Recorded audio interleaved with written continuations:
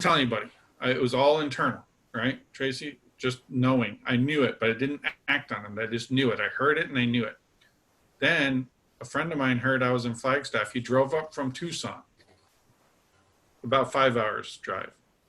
He walked in the door of my house, and the first thing he said to me is, I don't know why, but I feel I'm supposed to tell you this.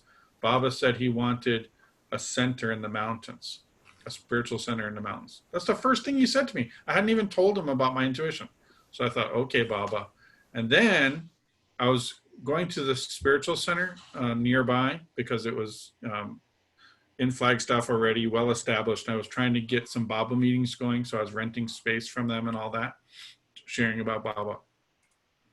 And the co-founder of the spiritual center, she said there were 5 founders of the spiritual center. They were all gone. She was the last of the co-founders. Her name was Elaine. She was about 80 years old. She said to me, Laurent, I feel I'm supposed to give you the leadership and the ownership of our spiritual center to take it over. And I thought, wow. So I went back to Baba. I didn't answer her. I said, thank you. That's a great honor. And I went back to Baba and I said, now she's offering me her spiritual center. Is that what you meant? And I got from Baba, no, create something fresh. And I thought, oh, okay. So I did. And we did. And it was incredible. Incredible things came from it. But in another place, Baba said, truth passes through 4 stages: declaration, clarification, confirmation, and decision. So he had declared it to me. I needed to clarify it. He confirmed it for me. And then I made a decision. That's how it went. So I think that anytime you ask about obedience with Baba, yes, we have Baba's spoken words, written words while he was alive. We have his inner guidance. And then whatever else happens, he comes to me in dreams. I have so many dreams. And I've heard him speak to me literally very clearly and loudly from time to time, very rarely, but he has. And those moments of clarity, I think, are when we can take that adventure with Baba and say, okay, Baba, let's do it. I'm going to take the risk, whatever the risk is. El, Good story? Did that answer your question? Beautifully.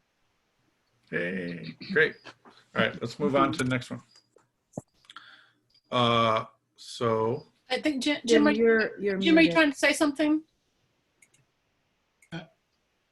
I tend to think of what Laurent is talking about much more as the obedience part of the love and obedience. And I think of that more as a surrender, when you do listen carefully to what Baba has said and then you do it.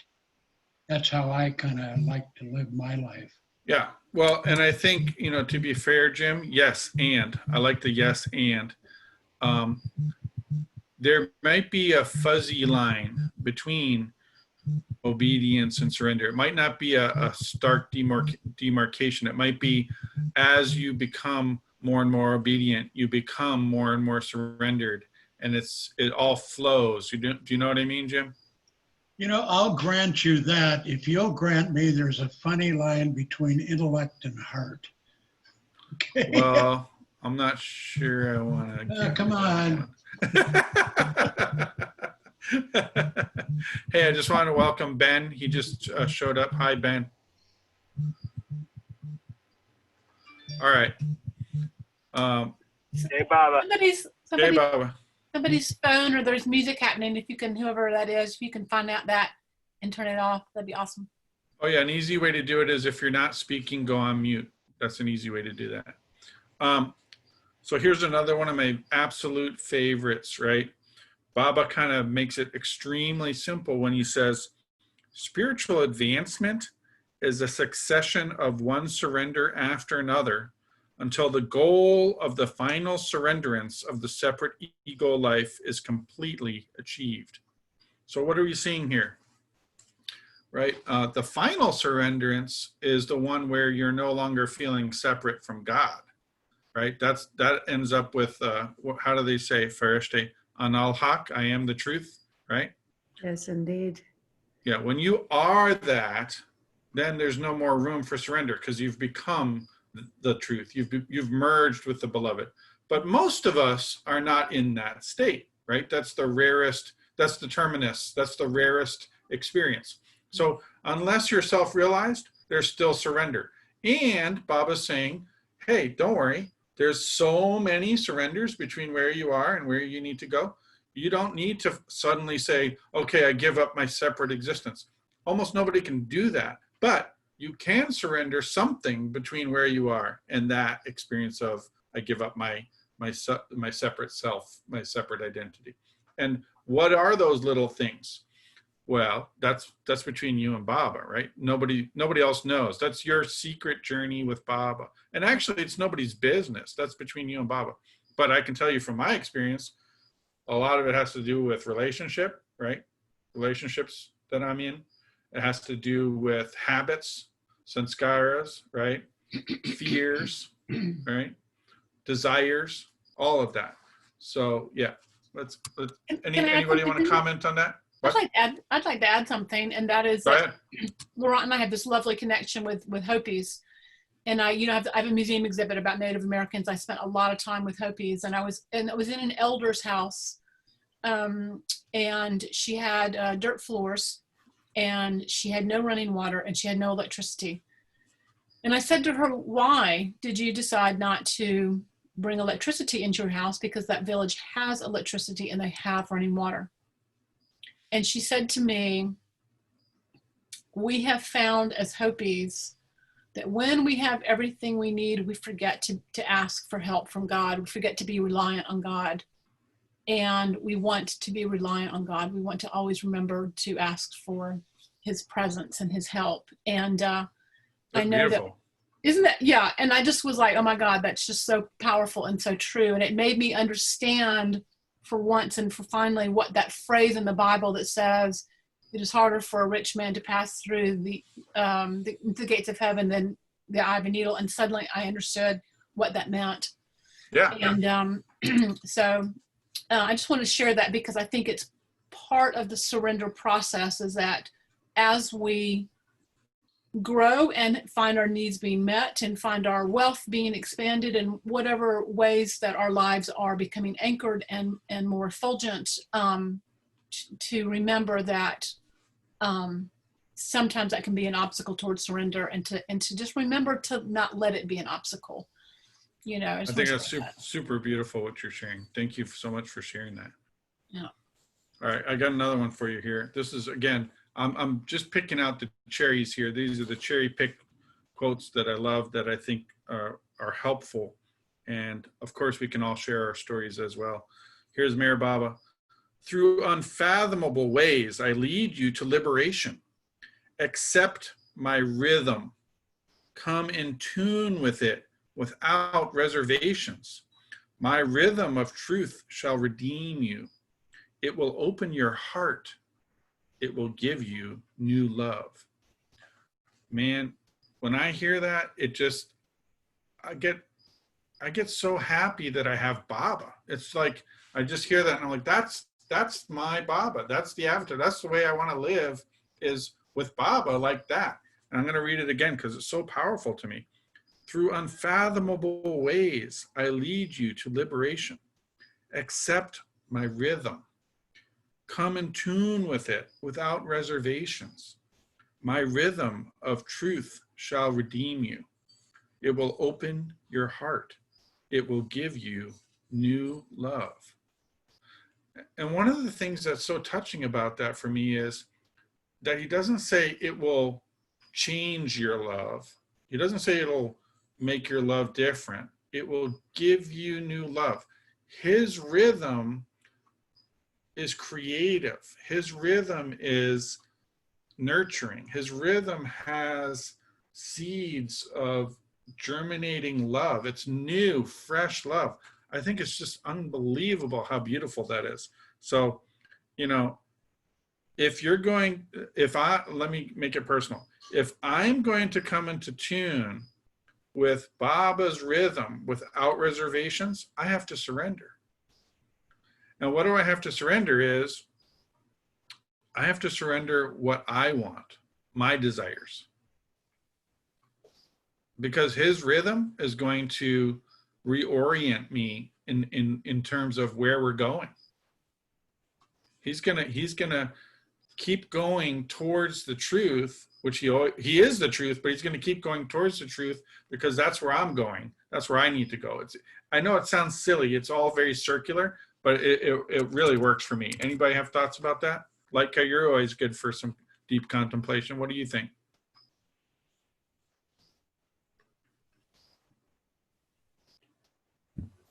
I have a different situation because I came through with Baba and I don't ever remember not being with him except I knew him as God. So I just lived my life with him, for him, and what to say? Well, yeah, I'm just really interested in him and what he has to say. I guess I'm the opposite of Tracey in that I kind of feel like I came here at this time with him, for him, and he's been my main interest. And my life is all about clearing away all the things that get in between me and that awareness of him, which it just seems as the world gets noisier and noisier and things get more and more shallow that, you know, I have to dive deeper and make more of an effort in some ways to maintain that link with him.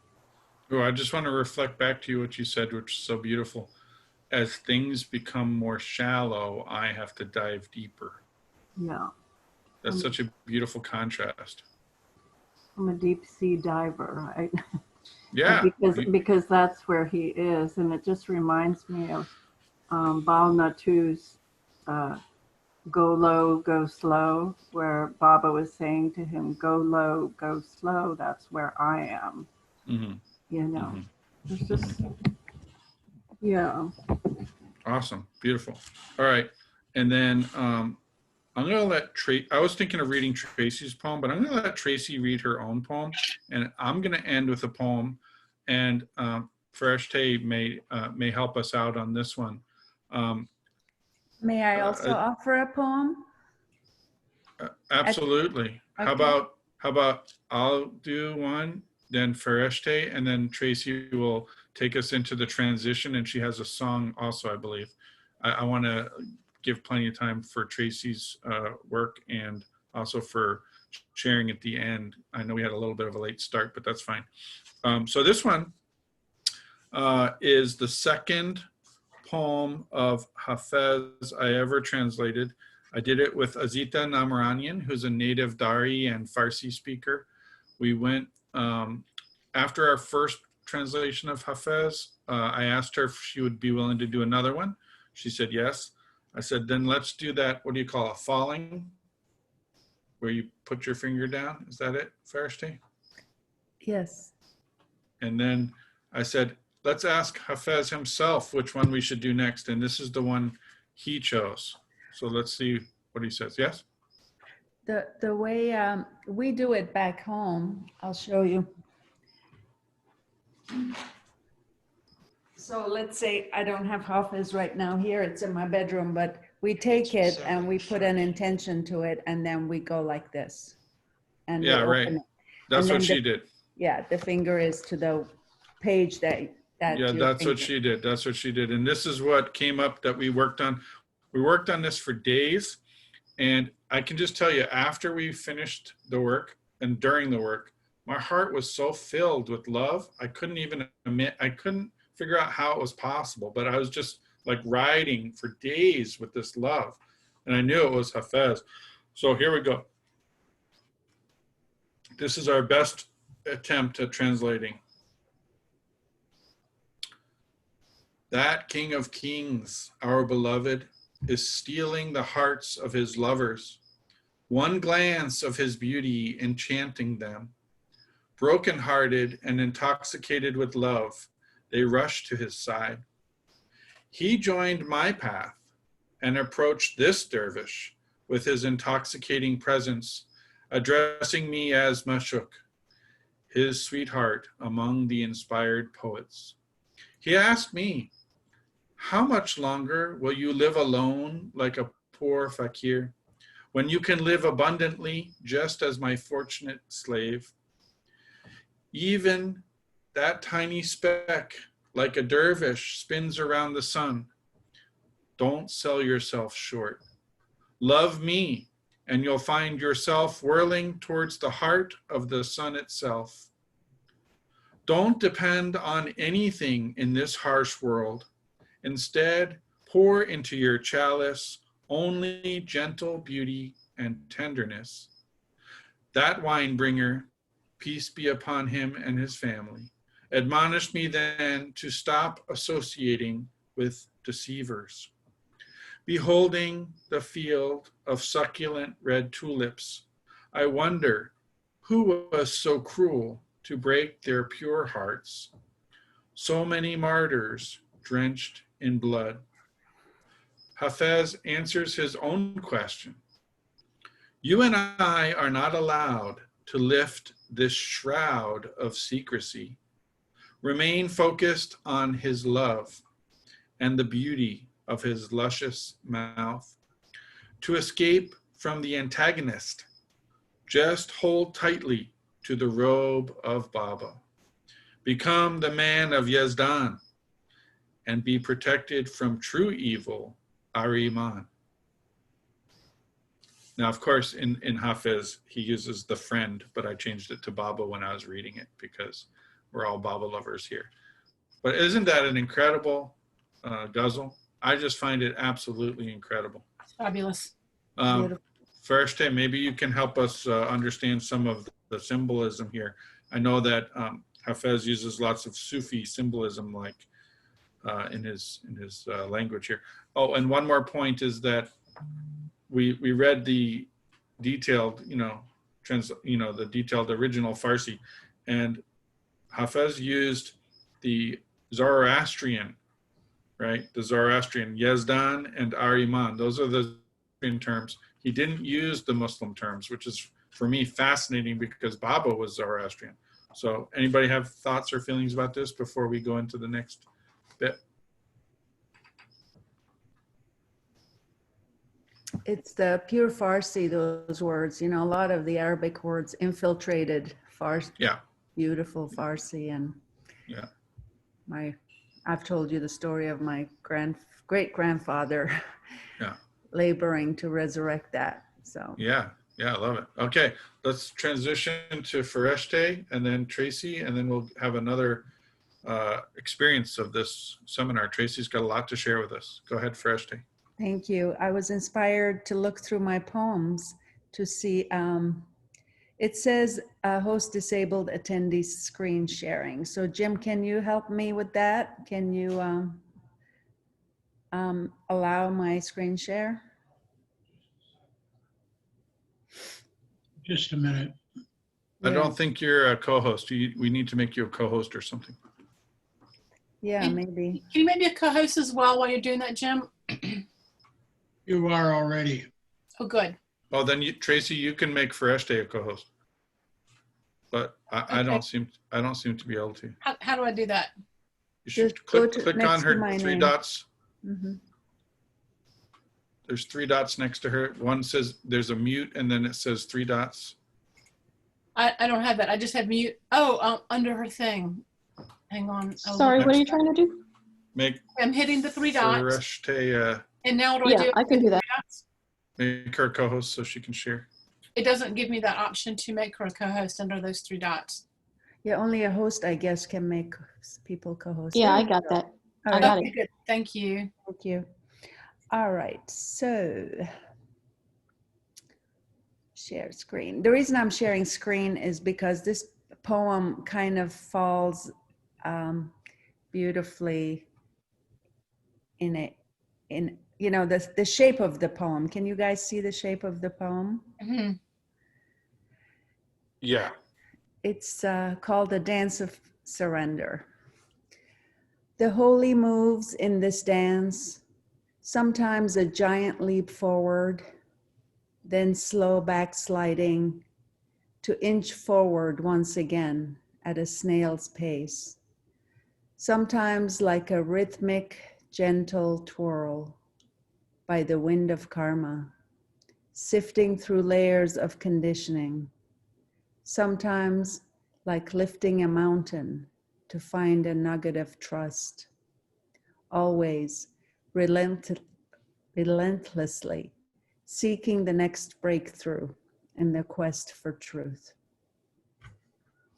Who wrote that? Yeah, this is from my book of poetry. Oh, you wrote it. Lovely. Thank you. Yeah. It's a common theme, I guess, for us Babaites. Well, thank you for sharing that. So I was listening to the Nordine singers. They were re-recorded at one of the music sahavas here in Asheville, and there's that fabulous song called Surrender. So I got a copy of it today, and I'm going to play it for you. So here it is.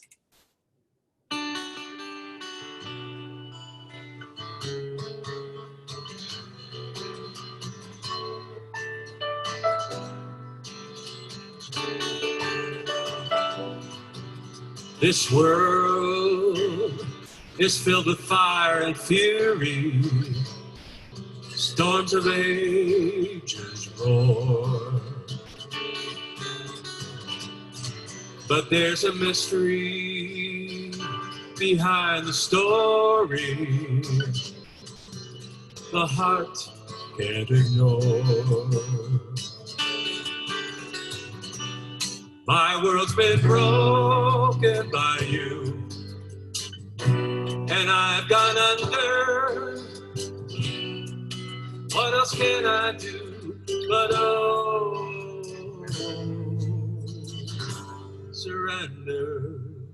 There was once a field of my own planting, ready to be reaped. But now that garden so enchanting has become ashes at your feet. Should I be running from you? I have no answer. What else can I do but surrender? I must do my best to lay it down and let my Father take over. I must do my best to lay it down and let my Father take over.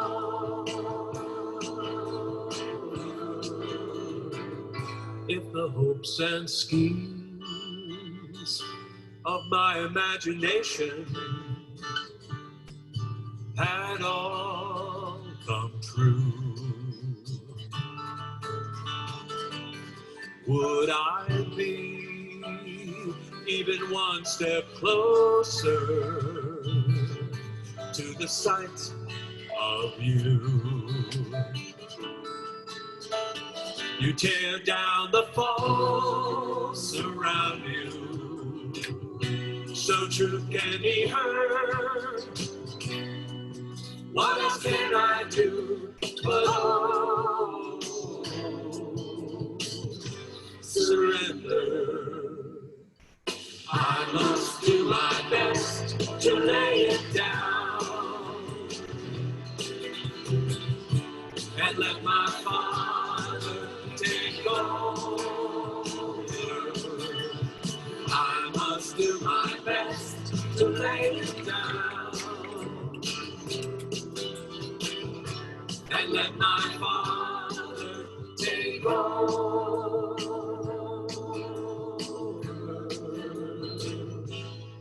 And he comes to turn the heat up higher though the journey may be far. We have the chance to dance in the fire of the avatar. You take the pain of the world upon you for just one word. What else can I do but oh,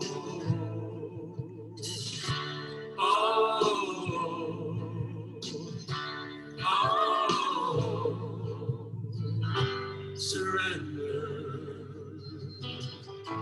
surrender.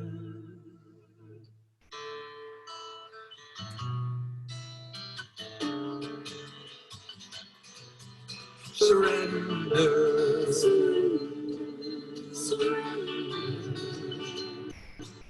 surrender,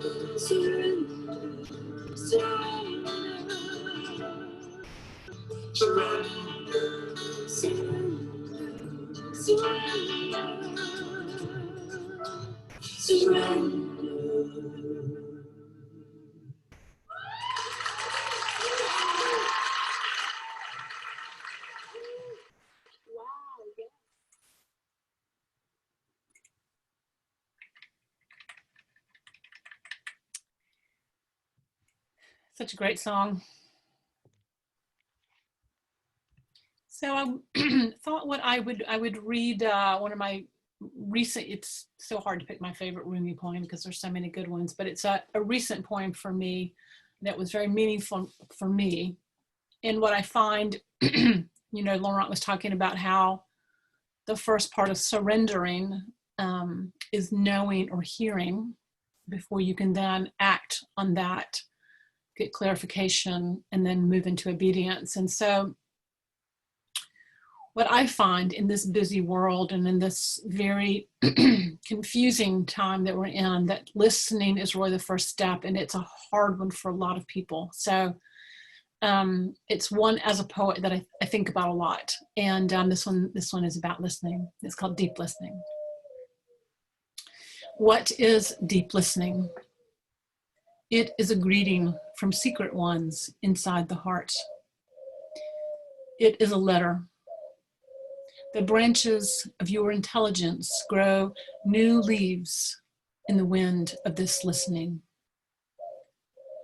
The body reaches a peace. Rooster sounds come that remind you of your love for dawn. The flute's reed and the singer's lips, the way spirit breathes into us as simply and ordinarily as eating and drinking.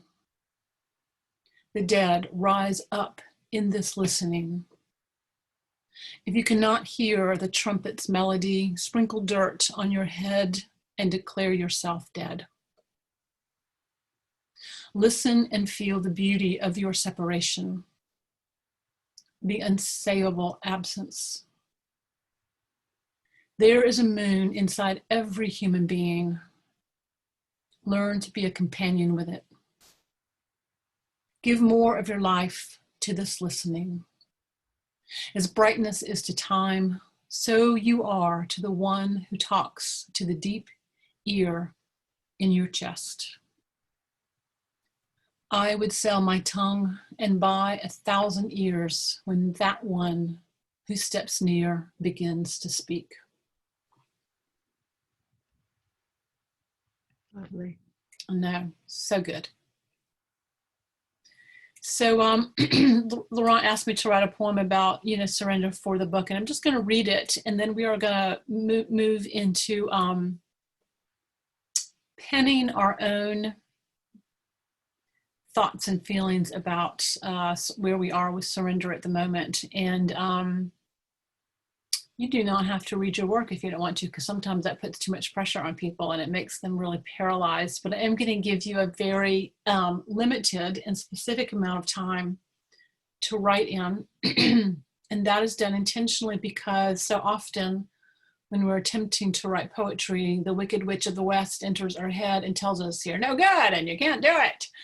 And if you have a deadline, you can't listen. You don't have time to listen to the Wicked Witch of the West. You have to just keep going. And so it's a great technique when you're feeling stuck, to give yourself a very limited period of time and then to tell yourself just to let your pen keep moving. So we're going to use that technique in hopes that it might support you in breaking through your own doubts about yourself. This one is called How Long? Hello, Deborah. Yeah. Hey, Deborah. Glad you're here. Glad you got in. I think a lot of people could not get in, so we're a small group. In this garden of your making, I am weeping. My loneliness knows no bounds, and you, hidden at every turn. What is beauty without you near? Only grace can dust my lips with color and bring brightness back to my eyes. I have been given everything, and yet I am parched and broken. Like a bird who has forgotten how to fly, I am. Like a rose with no fragrance, I have become. Come back, you say. But I'm frightened you may ask too much or take everything I have mounted in my sack. Return, you say. I glance at the place where I once wore your ring. Its imprint still shows on my finger. Surrender, you say. And suddenly, the gate swings open to the inner courtyard where you had been, Baba, all along. The moon, a reflection of my sorrow for how long I have been away from you. So take a phrase from this poem or from Ferris J's poem or from the Rumi poem and run with it. And if one didn't reach out and grab you, I can find one that I think is, I'm gonna go back to the Rumi poem. Sometimes it's nice to have a phrase to just, use as your launching off point. How about this one? The body reaches a peace. That's going to be the first line of your poem. And for those of you who write a lot, you might not need this, but I'm going to put up a screen share. And let's see if I can figure out how to do this. Desktop one. Did I lose you all? No. Somebody walk me through this. Let's see. You are screen sharing. Okay. So I should be able to go in here. Someone walk me through this about how to pull up the document. First, do you know how to pull up the document here?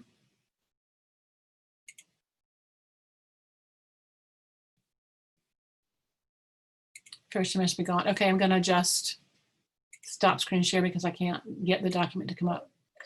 So one of the things I've noticed about spiritual poetry, let me ask this question, by the way, who here is going to actually would like to actually write something? Anybody? Who here would actually like to write something? First, Jay's going to write something. Deborah, are you going to write something? Okay, good. Latka, will you be writing something? Laurent, will you be writing something? And Elle, will you be writing? Yes, I'm going to write. Okay, good. And Elle, will you be writing something? I'll see what happens.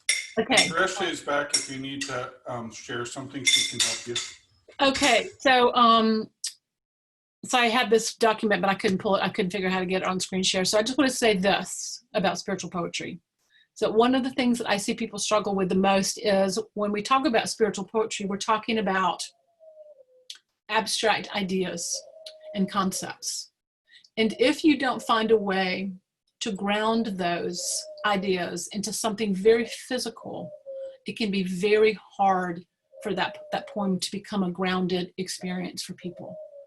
And what I have found is that since we are multidimensional beings, spiritual, emotional, mental, and physical, the more you can tie your spiritual poem into all aspects of what it means to be a human being, the more people can enter into it, they can find themselves there. Can you say that again, Tracey, please? Yeah, so the more that you can pull in all the aspects, the fundamental aspects of being a human being, physically, emotionally, mentally, and spiritually, the more you can tie in all four of those bodies, I call them bodies, into your poem, it becomes this really universal experience that a lot of people can actually tie into and find themselves in the poem and meet the poem where they are.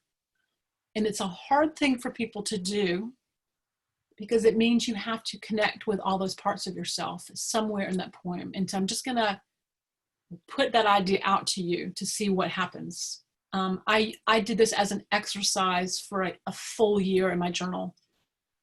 I wrote from all four of those bodies for a full year. It was painful at first because I lived in my spiritual body and I could not write about my day from the spiritual, from the emotional, or from the physical. I could only do it from the intellectual and the spiritual. So it's actually a practice you can develop, and I'm telling you, it will change your writing style. So just to give you some examples of this, you know, if you want to say you want to use the word love and you're stuck and you'd rather not use that word love because it gets overused so many times, right, in a poem. It's actually the most used word in poetry on the planet is word love. And the second word is light. So if you'd rather not use these words over and over again, you can do a little brainstorming and say, what does love mean to me? And just come up with these, and let them come out. And you can write them on the side, the margins of your page. And I do this all the time when I write, when I get stuck, and I feel like I'm using a word too many times and it's lost its meaning or it's become cliche. So I just brainstormed some words that were on my mind about love as I was doing this, and those words were child, lantern, cloak, home, and Eden. So you're going to have your own association with what that word means, to ground it, to bring it into the physical. I was thinking about the word silence. What for me says silence? I was thinking of and I just brainstormed this. So brainstorming just means giving yourself permission to not judge what comes out of your pen and to just see the free association you have. It is extremely powerful to do this because you end up reaching into parts of yourselves that formerly did not have a voice and were not identified. And then they can slip into the poem. So for me, those words that just came up were incubative silence, abundant silence, effulgent silence. I was thinking about the word strong. What says strong to me? And that the words that came up were tree, mountain, foundation, whale, bone. So you can sort of see how you can then move into metaphor very quickly in a poem by doing this brainstorming on the margin of your page if you find yourself using abstract ideas and concepts, which can make poems very difficult to enter into. So does anybody have any questions about that or comments? It's intriguing. It would be, I don't know what your plan is, but it would be cool if you kind of prompt us with some words, throw out some words and let us kind of practice that skill. Oh, would you like to do that? That's a great idea. Let's do that. Let's just start out with that. Yeah. Deborah likes the idea too. Yay. Let's start out with that. So the word is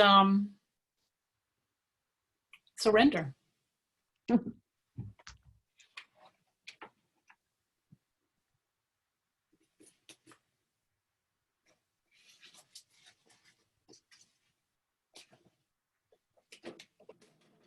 We're just going to take about 2 minutes to do this.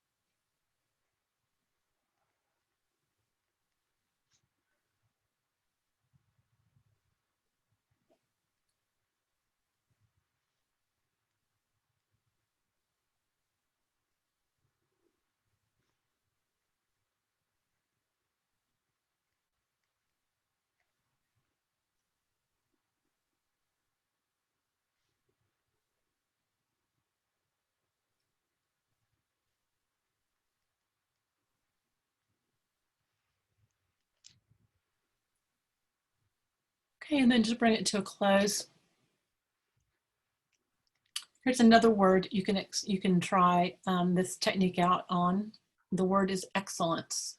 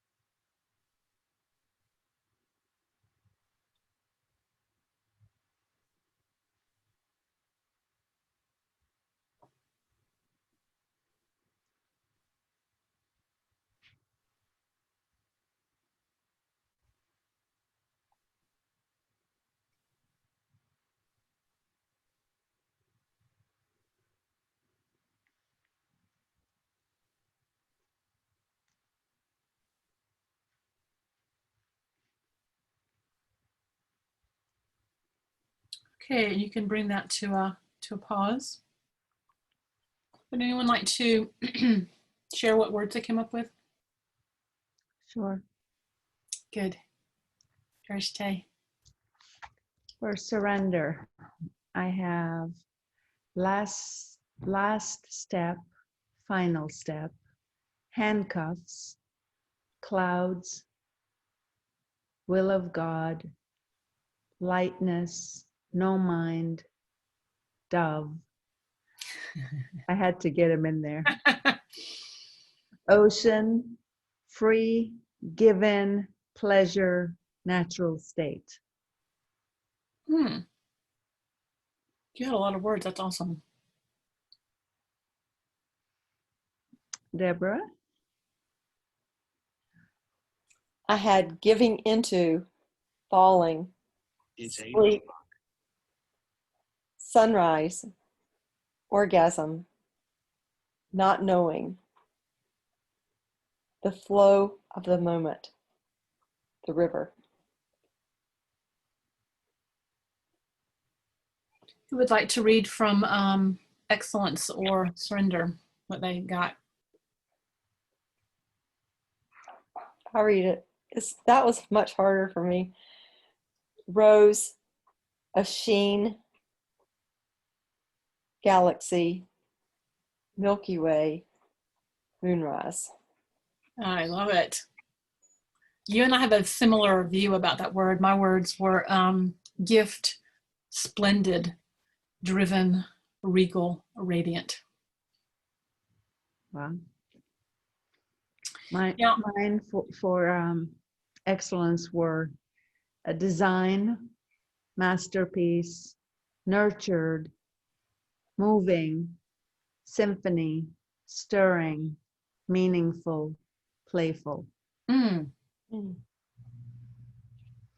What were your words, Tracey, for surrender? I didn't do it because I was actually writing down a sample I wanted to give you. And what I wanted to, the sample I'm going to give you is that some people, you know, like everybody finds themselves living in one of those bodies. The people I meet who I think of as on the path to mastery are people who live in all four of their bodies. And I meet those people super rarely. But most of us live in one or two of those bodies. And that's why this is difficult for people. And that's why it's so transformative to do.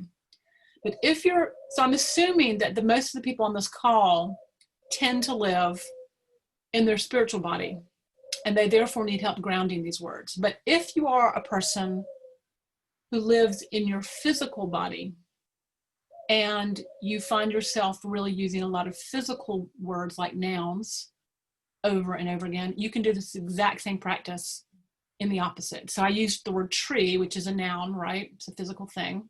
And I brainstormed with the word tree to go in the other direction, to go towards spiritual words or values or virtues, abstract concepts. So the words I came up with were strong, radiant, nurturing, expansive, life-giving, and grounded. So wherever you find yourself stuck in the process of either writing or repeating yourself because you tend towards one of your particular bodies, you can use this technique for any of them. Laurent or Latko or El, do any of you all share your experience with that? I'll let Laika go first.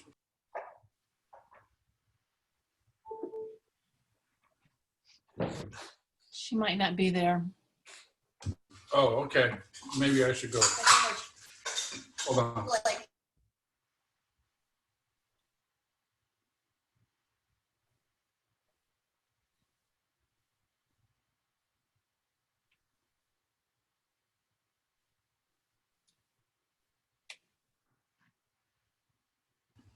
All right, here's what I put down.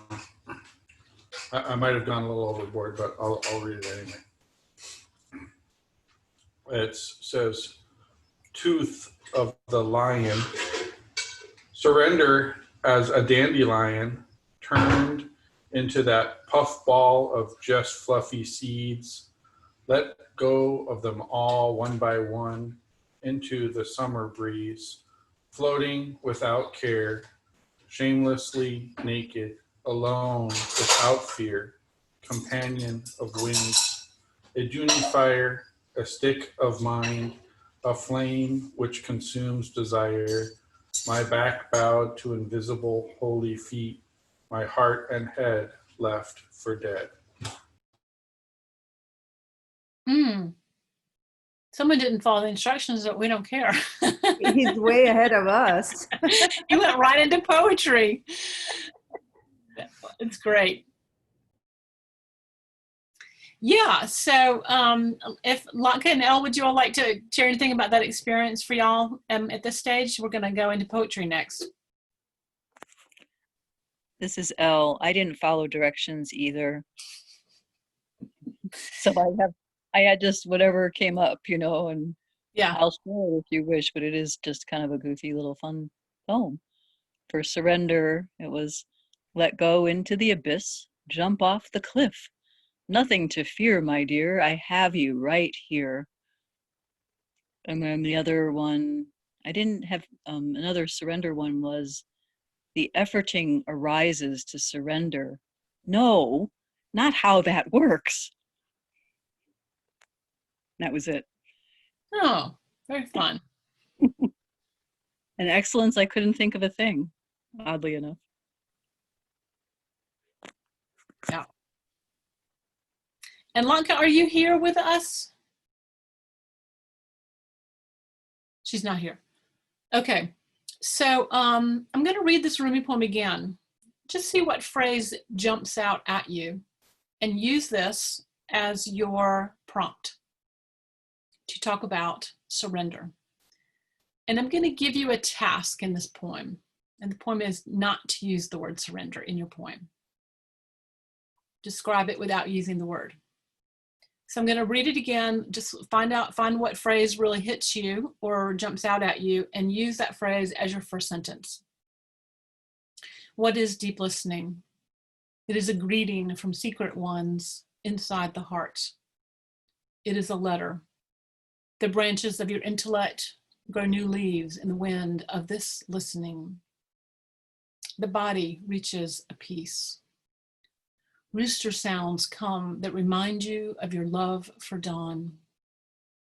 The flutes reed and the singer's lips, the way spirit breathes into us as simply and ordinarily as eating and drinking. The dead rise up in this listening. If someone cannot hear the trumpet's melody, sprinkle dirt on their head and declare them dead. Listen and feel the beauty of your separation, the unsayable absence. There is a moon inside every human being. Learn to be a companion with it. Give more of your life to this listening. As brightness is to time, so you are to the one who talks to the deep ear in your chest. I would sell my tongue and buy 1,000 ears when that one who steps near begins to speak. Tracy, did you want to project that on the screen? I tried and I could not figure it out. So maybe walk me Okay, through the so process. let me just walk you through it. Yeah. Below your screen is a green icon that says share screen. Yeah. Click on that. Okay. And then you'll see many different things depending on what you have open. Yeah. Is that poem open in a Word document? It is. Okay, that should pop up, or it will be desktop. Okay. I So hit the poem, and did it come up? click it and then click on the right-hand corner, share. There you go. We see it now. Oh, you do? Yeah. Okay, good.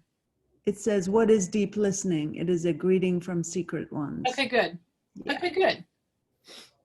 So yeah, here. So so find a line that really strikes you. Use it as your jumping off point, and then just write about surrender. I'm going to give you about 7 minutes to do this, and I'll time you, and I'll give you a 5-minute warning when we're at 5 minutes.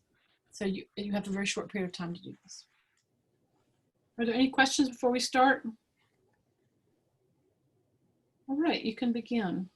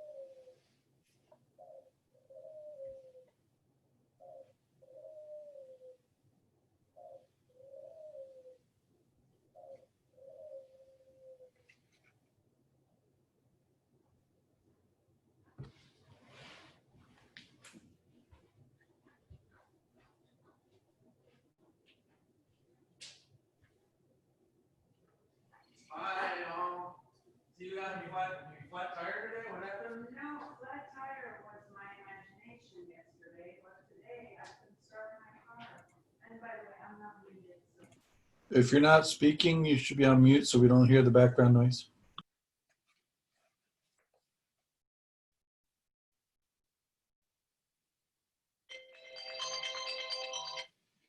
All right, that was 5 minutes. You have 2 more minutes.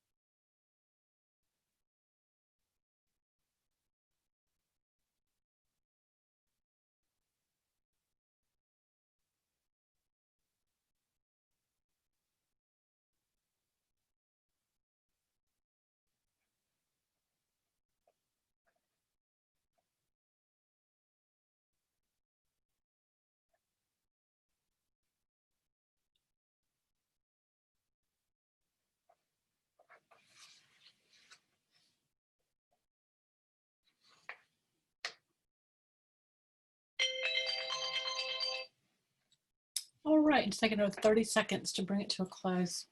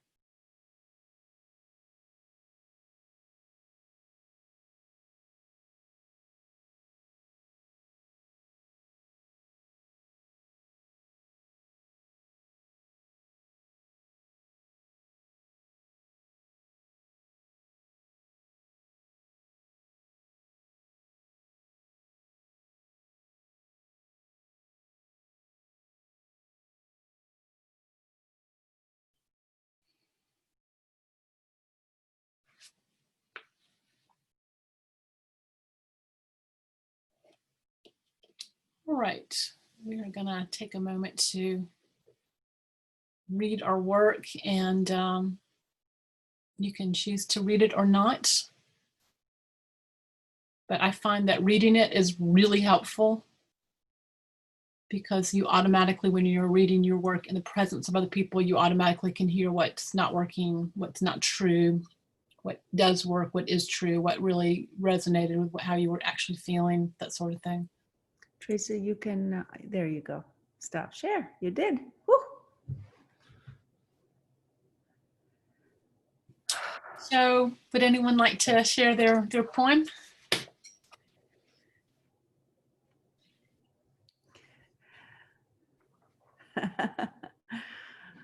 Come on, guys.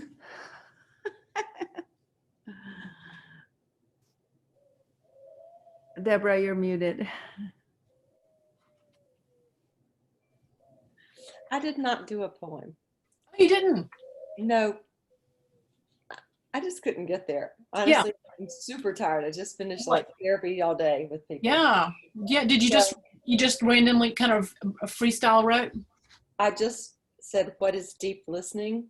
And I treated it like those words we just did, like whatever. Oh, yeah. Let's read what you wrote.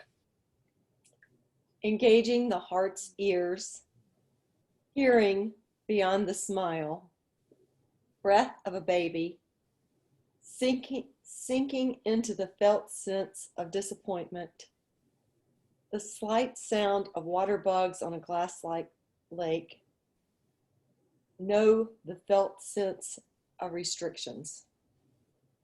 Wow. I loved that.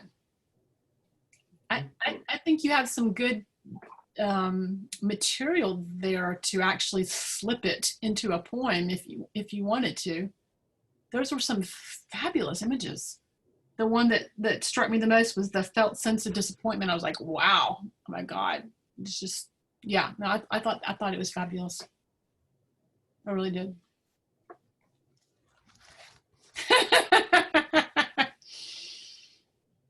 Good job.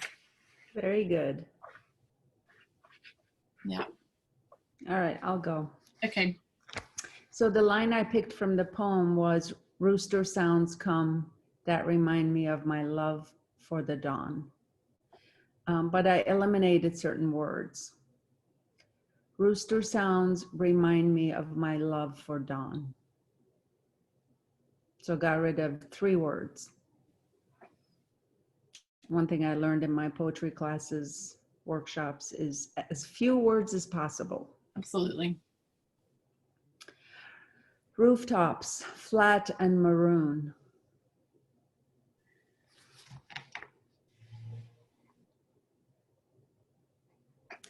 Rooftops of my childhood, flat and maroon, sun-capped and sun-kissed, morning butter sweet.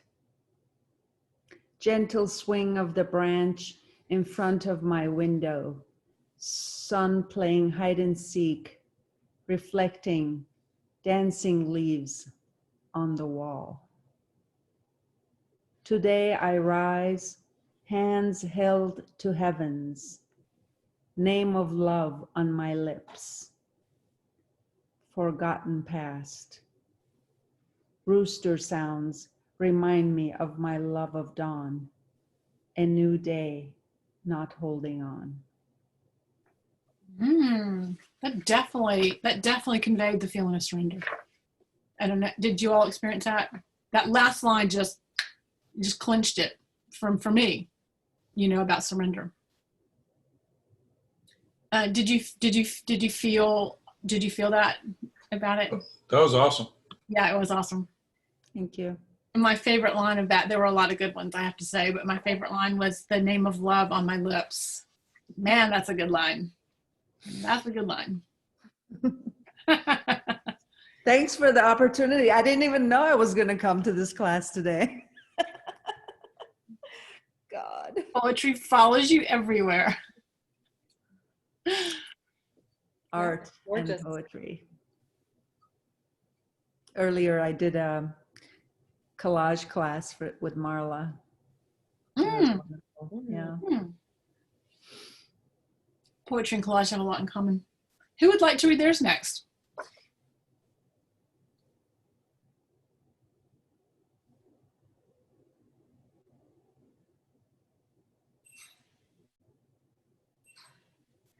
I'll go then.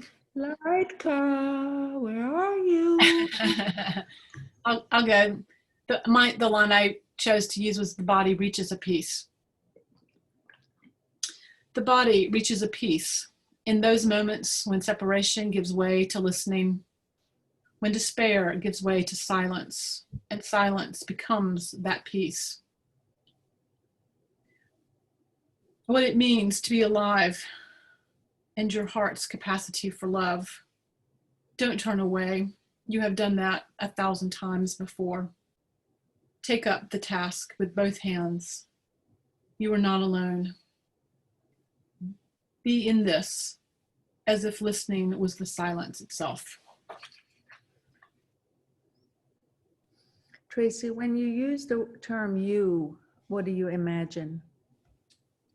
Well, sometimes when I use the word you, it means God, and then I capitalize the you. And I do that a lot, just talking directly to God in my poems. But in this case, I'm just talking about whomever happens to be hearing the poem. And sometimes I use me, and sometimes I use you. It just depends on, you know, what mood I'm in. But when I use me, I really mean us. And when I say you, I really mean us. Yeah. Okay.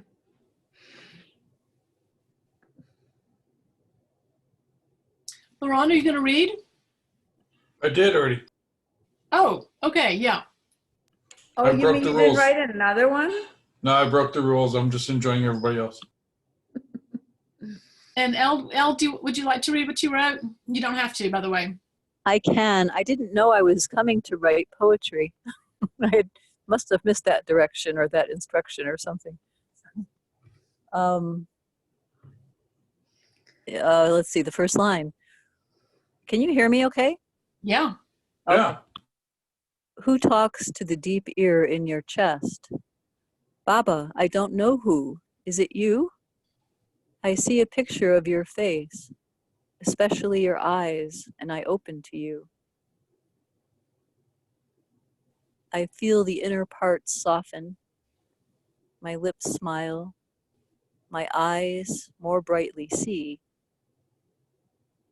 I ask, what shall I know? Know who talks to the deep ear in your chest. My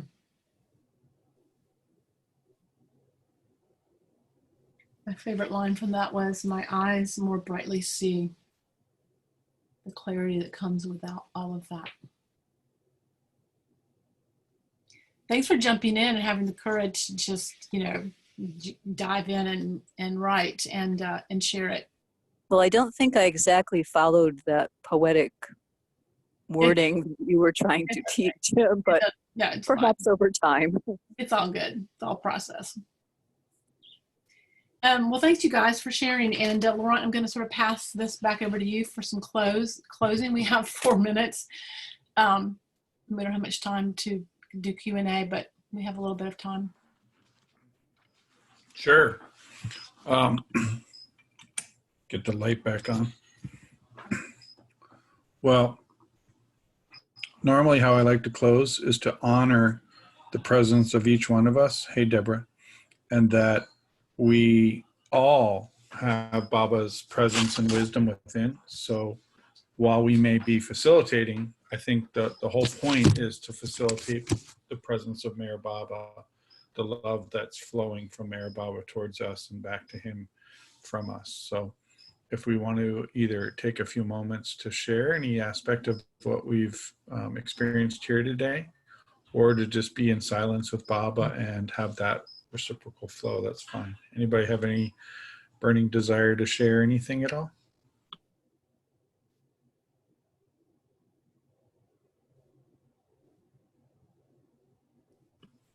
Maybe just a few moments of being with Baba in silence, knowing that he's always with us in the present moment.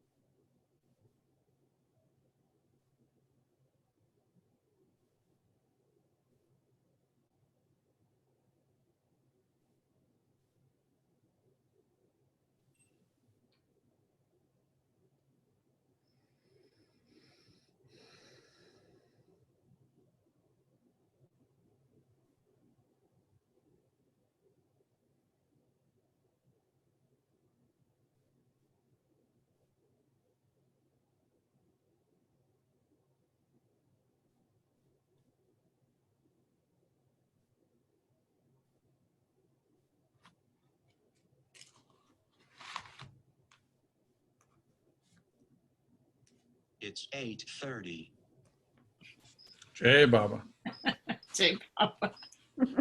Whose little friend was that? My Mac tells me every half hour. Keeps us on time.